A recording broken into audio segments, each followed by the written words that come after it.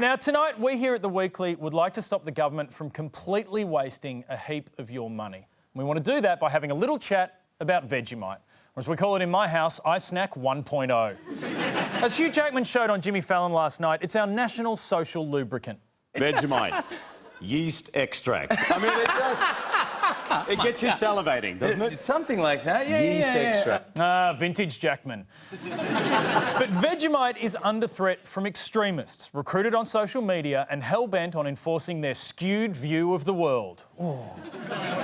Terrifying, isn't it? It's like staring into the face of evil itself.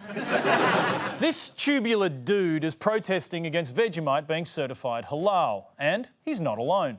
Across Australia, a loose collection of anti-halal, anti-Islam and nationalistic groups has been targeting halal-certified food companies. Now, these groups share a fervent fear that halal-certified food oozes some sort of threat, and they ooze these fears onto the Facebook pages of halal-certified companies. What a crock of shit. Cease halal certification now. It is Sharia law that says these ragheads must eat halal food. We don't have Sharia law here. Screw halal and all who make it. Yes. And didn't the 7:30 voiceover department get a kick out of reading that? Whenever I say crock of shit, I feel like such a badass. Oh, I've said badass. Oh, Karen, you're unstoppable. This halal stuff sure sounds pretty scary, but what is it? Muslims are only allowed to eat certain meat and food products that are considered to be halal. Foods that are eligible for halal certification contain no pork or other pig products, no alcoholic beverages, no blood and no meat from carnivorous animals. Today, tonight. How good was the crash zoom on the pork? Oh, taste the fear. Now, food producers pay certifiers a fee to verify their products meet halal requirements, in exactly the same way that you'd pay for an Australian-made logo or a Heart Foundation tick. But why would an Aussie business do that? Let's ask the Byron Bay Cookie Company. Cookie Company is exporting to 40 countries worldwide. So it's a huge benefit to us, and it means that we can not only sustain our existing workforce, but we've expanded that over the last years. And we're now one of the biggest employers now in Byron Bay. And can I say that the last time I had cookies in Byron Bay, they were certified hilarious. Yeah.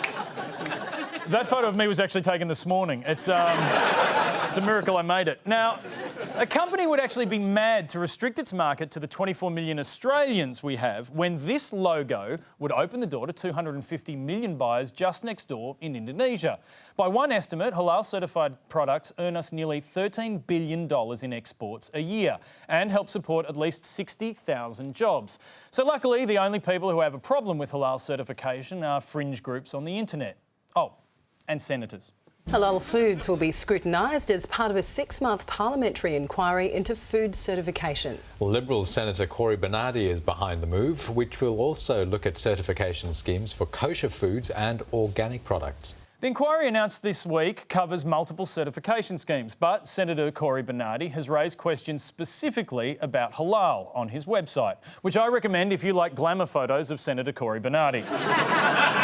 Now, usually when Senator Bernadi says something like same-sex marriage will lead to bestiality, or he protests Earth Hour by turning on every light in his house and calling it Human Achievement Hour, you can just ignore him.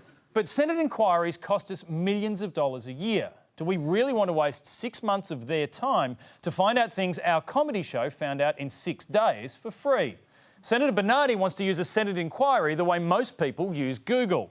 So how about we save him the trouble? Senator, what's worrying you about halal? No one knows where the money actually goes, what it's spent on, but we do know that overseas, halal certification has been linked to supporting extremist behaviour. Good news, Senator. Certifiers of red meat exports are registered with the Department of Agriculture in the government that you're in. So, to find out what's going on, just walk down the hall and ask for Barnaby. Now, he might be out hunting terriers, but when he comes back, he'll give you the info that you're asking for, and he might even say something like this. If we didn't have the halal market in beef, that could really affect thousands of meat workers in Australia. And unless it's halal certified, we can't sell it. And that means the whole processing sector becomes unviable. And we don't want any unnecessary heat brought into this space, because the only people who lose out in the end are us. And as for terrorism, Senator Bernadi, the Australian Crime Commission and your government's terrorism finance watchdog AUSTRAC have said there is no evidence halal certification in Australia is funding terrorism. The dudes you pay to tell you when there's a terrorism have said, don't worry, this is not a terrorism. So what else has got you halal certified goat, Senator? I know there are many consumers out there who don't want to eat products that have been had a religious tax effectively applied to them.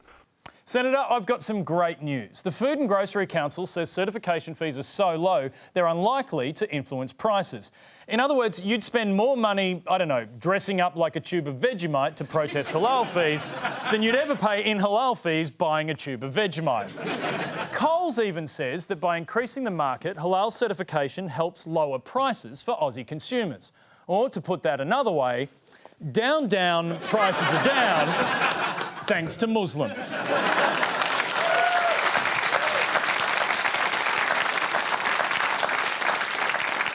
So, Senator Bernadi is worried about the cost of something that's actually saving us money, earning us billions of dollars and supporting tens of thousands of jobs. And he's going to spend your money investigating it.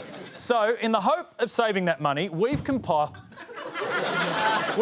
answers to all of Senator Bernadi's questions in this bound document titled Halal, What's the Story? Warning Cory. We're going to send this to Senator Bernadi along with some other topics that he may be tempted to call an inquiry for instead of Googling, such as are there any good pizza shops near Canberra Airport? If man evolved from monkeys, why are there still monkeys? And can a dog be gay? The answer is yes. Up to 450 species have been observed gaying on. The animals are gay, Senator. All of them. We're going to put all of these in the post tonight and send them to the Senator. Now, in fairness to the Senator, his concerns seem borderline rational compared to those of Luke Simpkins, the member for Cowan. By having Australians unwittingly eating halal food, then we're all one step down the path towards a conversion.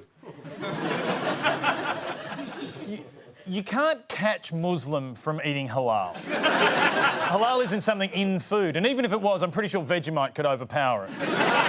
This symbol is nothing to fear. It just means that Vegemite doesn't contain things that Muslims can't eat, like Jews can't eat pork and celiacs can't eat anything. So if there's one dubious certification worthy of investigation, it's this one.